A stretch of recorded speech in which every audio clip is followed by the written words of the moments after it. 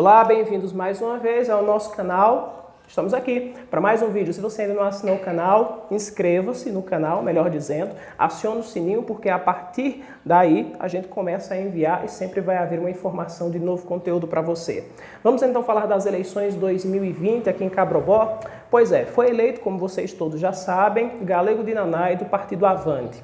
Ele terminou a apuração com mais ou menos ali 7.100 votos. Em segundo lugar, Dr. Auricelli do PSB com 6.100 mais ou menos. E em terceiro lugar ficou o candidato de Saraiva com cerca de 5.700 votos. Né? Então, esse foi o parâmetro, este foi o recado do eleitor nestas eleições. Vamos falar então sobre o que mais ou menos foi esse recado. Exatamente com base em quê? Por quê? E se é que tem alguma consistência esse recado. Muito bem, a gente precisa partir do ponto de vista de que o eleitor ele poderia ter cobrado mais. A figura central no processo eleitoral é o eleitor. Quanto mais ele cobra dos candidatos, mais estes precisam então se virar para mostrar em detalhes aquilo que eles realmente pensam a respeito do município.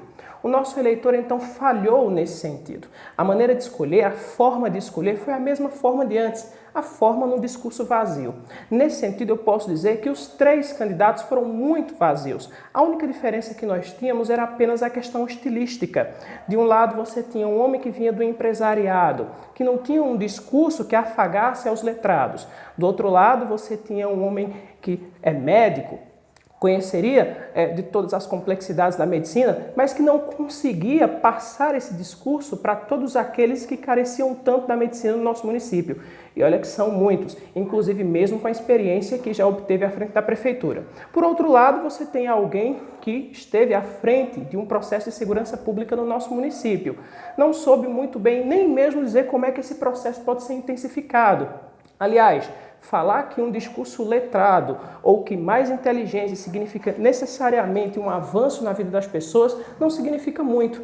Portanto, aqui o canal de discurso, ele chega onde exatamente? Como fazer com que a minha mensagem chegue ao eleitor? O eleitor entendeu que apenas o discurso vazio dos três era suficiente. Por isso, então, aí as respectivas votações.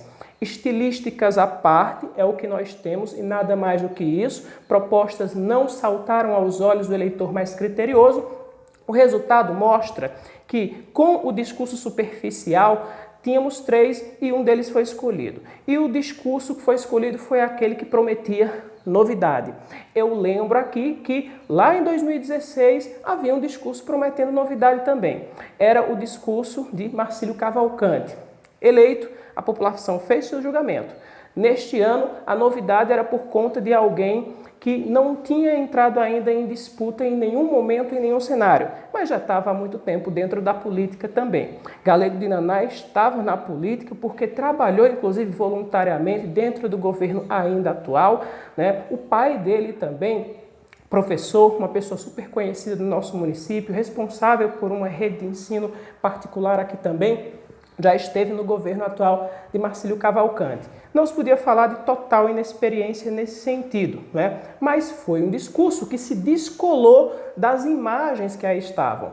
Quem foi o principal prejudicado com base na avaliação do eleitor cabroboense? Quem sai perdendo mais? Bem, me parece que fica clara a derrota aqui. A família Caldas, que desde José Caldas vem se alternando no poder e até mesmo um pouco ali antes, né, através das influências, foi a principal derrotada nesse escrutínio de 2020. E por quê? Porque se nós pegarmos as vitórias da família Caldas, seja com o ex-prefeito Edgar Caldas, seja com o ex-prefeito Eudes Caldas, ou ainda através do apoio deste, lá com Auricélio, que mostrou quase 7.000 votos de diferença, né, nas eleições em que ele foi eleito, e o apoio do mesmo Eudes em relação a Marcílio Cavalcante, mais de 2.000 votos de diferença. E agora a gente se volta para a eleição deste ano, que teve 1.000 votos de diferença. Nós podemos dizer que foi a eleição mais apertada dos últimos anos.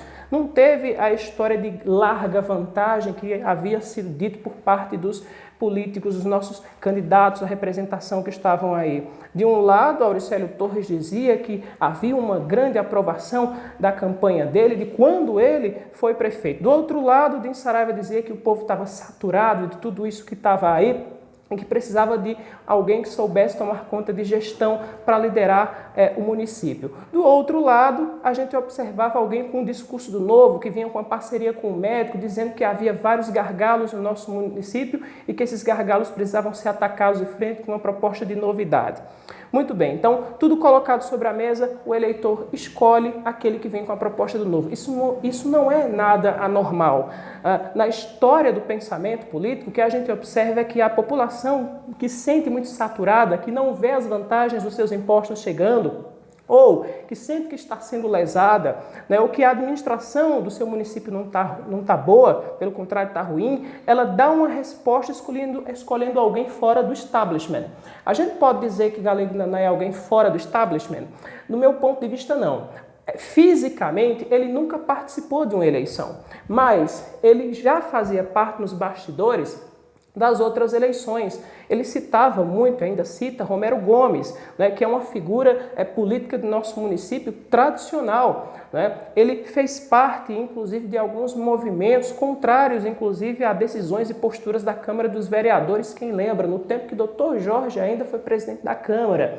Né? Então, ele se empenhava em ações políticas. Não se pode dizer que é tão novo assim, mas, ao mesmo tempo, a gente pode dizer que de todos aqueles que estavam dentro do cenário, era aquele que estava com o pé mais fora do establishment, ou seja, alguém que estava mais próximo do que se considerava o novo, embora não fosse de todo. Olha, a decisão foi cruel para a família Caldas, porque toda aquela liderança que já se alardeava no discurso, quando se referia ao ex-prefeito Eudes Caldas, e eu havia falado numa outra análise lá atrás a respeito disso, Auricélio aceitaria todo esse apoio da família Caldas, institucionalizados aí em dois grandes nomes, dois ex-prefeitos do município. Mas o que é que isso traria de negativo? De positivo, traria um eleitorado, traria a experiência. De negativo, traria rejeição a uma família que dominou durante muitos anos a política aqui no nosso município. Né? Não se pode dizer que Auricélio seja alguém fora do establishment também. Ele participou desse establishment, ele já foi vice-prefeito, ele já foi prefeito, ele já concorreu em outras situações, já perdeu, já ganhou. Né? Então, foi um não sonoro a forma de fazer política da família Caldas. Foi uma ruptura naquele momento, dia 15 de novembro, a essa maneira de politizar a questão.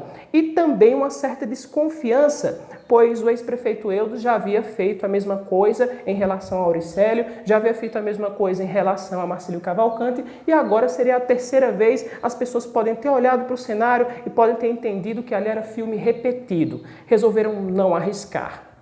Bem, sobre a campanha do candidato a prefeito, Din Saraiva, me parece que houve um acerto no nome a princípio, mas houve uma perda também muito significativa em outro pormenor. O acerto foi você colocar alguém que pudesse dialogar com o meio rural, onde Din Saraiva não era muito conhecido, não tinha uma entrada tão forte. Né? Então, escolhe-se ali Antônio de Nestor. O erro foi, o nome que estava sendo apontado para a cabeça de chapa era de Suzana Freire, Suzana de Ezequias. Isso representaria, se fosse escolhida, uma agregação à candidatura de Din Saraiva no aspecto feminino. Afinal de contas, as mulheres vêm representando muito mais fortemente essa puxação de votos que a gente vem observando. Elas querem ser representadas na política, elas pedem por essa representação. Há um discurso de que o lugar da mulher é onde ela quiser e que cada vez mais mulheres ascendendo a postos mais elevados, isso é visto como uma coisa positiva. Então, ao escolher um e não outro, você ganha de um lado, mas perde do outro. A falta dessa figura feminina como candidata a vice deixou de agregar também ao discurso político, ao debate político e também à candidatura em relação à transmissão de votos de uma ala mais feminina. Tá? Bem, a gente pode falar também aqui a respeito do que se espera aqui em relação ao legislativo, ao executivo. A gente tem 3 pessoas reeleitas aqui, 3 candidatos reeleitos, e a gente tem a ampla maioria chegando pela primeira vez no legislativo a partir de janeiro do ano que vem.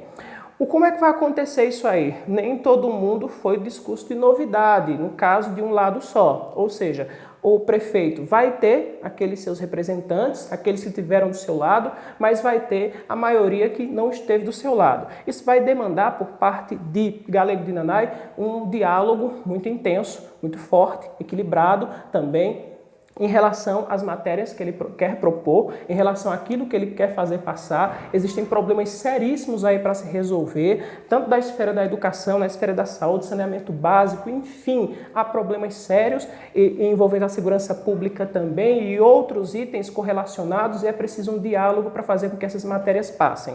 A pergunta é, esse legislativo, a princípio, ele é receptivo? Me parece que sim, porque não há, neste momento, eu olho e não vejo um resultado, né, adverso de alguém que vai bater de frente com o executivo inicialmente. Sabendo dialogar, me parece que dá para entrar por ali e conseguir aprovar as propostas necessárias para o município. No entanto, se por acaso o prefeito do município for dialogar entendendo que o executivo é quem dá as cartas, é a peça motriz mais importante, afastando o legislativo também de tudo aquilo que o poder legislativo pode fazer, não enquanto coadjuvante, mas enquanto também ator principal, aí o discurso azeda. Então vai ser por este lado que o prefeito do município vai ter que agir. Um discurso mais conciliador, tentar chamar o número de pessoas, o máximo de pessoas para o seu lado lá no Poder Legislativo para aprovar as propostas.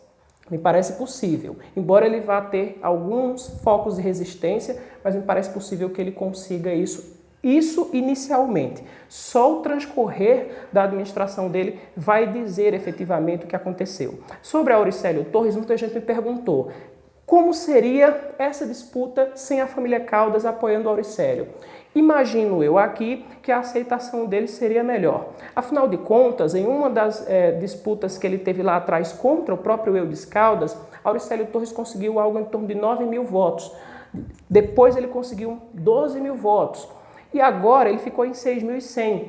Então veja, até mesmo o eleitorado que era fiel a ele há 2 eleições atrás, né, esse eleitorado acabou esvaziando a própria candidatura dele em cerca de 3 mil votos, que já seriam necessários, inclusive, para ganhar do atual prefeito eleito. Então, o que a gente precisa observar é o seguinte: as pessoas vão migrando diante da dinâmica das chapas. A dinâmica feita pelo ex-prefeito Auricélio fez com que ele agregasse um lado, mas perdesse muito mais do outro, e matemática não tem jeito, perdeu bem mais do que ganhou, e isso acabou interferindo também na predisposição dele dos resultados. Sobre Din Saraiva, ele tem um lastro caminho ainda se quiser continuar, tem um discurso, precisa ser avaliado. Se tem uma coisa que o eleitor cabroboense sabe fazer, é dar oportunidades.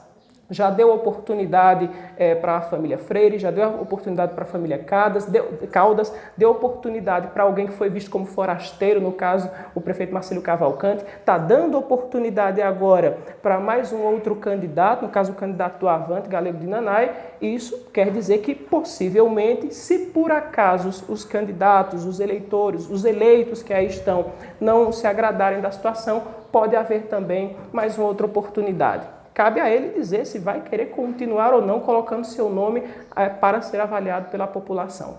Em um outro momento eu volto trazendo mais análises para você. Vamos ver como é que vai ficar a dinâmica do Poder Legislativo. Vamos ver como é que as coisas vão se desenhar a partir de agora, também a respeito das questões técnicas que foram colocadas pelo prefeito eleito. Onde ele vai encontrar essas pessoas técnicas para assumir esses respectivos cargos? Eu já tinha chamado a atenção para isso. Será que ele vai conseguir? E qual vai ser o critério para isso? Vamos aguardar. Até a próxima!